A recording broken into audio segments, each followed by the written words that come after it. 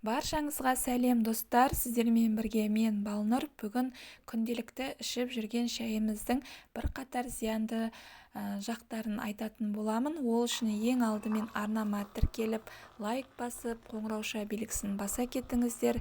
Келесі жолы шыққан пайдалы ақпараттар мен тәтті тағамдарымды бірінші болып көре алатын боласыздар. Ең алдымен аш қарынға шай ішу. Аш қарынға қою шай ішсеңіз, оның салқын табиғаты көкбауыр мен асқазанды суытып жібереді екен.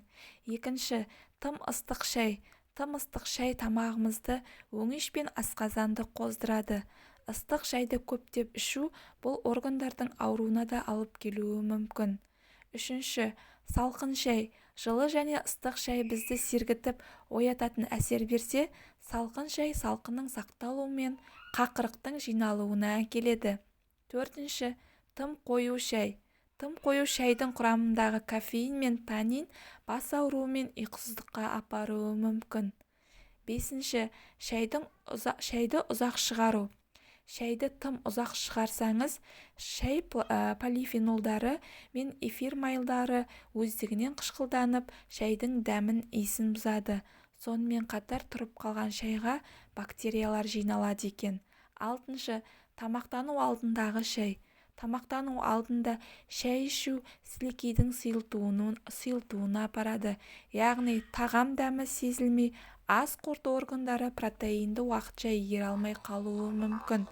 Жетінші, тамақтанудан кейінгі шай. Тамақтанудан кейін бірден шай ішу ас қорытуды бәсеңдетіп, ас қорыту органдарының жұмысын бұзады. Шай ішкіңіз келсе, жарты сағаттай күте тұрыңыз. Сегізінші, дәрілерді шаймен ішу. Шайдың құрамындағы илік заттар дәрінің дұрыс игерілмеуіне апаратын танин бөледі. Сондықтан қытайлықтар шай дәрілерді бұзады деп есептейді екен. Достар, сіздерге бөліскен ақпаратым ұнап жатса, арнама тіркеліп қоюды ұмытпаңыздар. Соңына дейін тыңдағандарыңыз үшін рахмет, сау болыңыздар.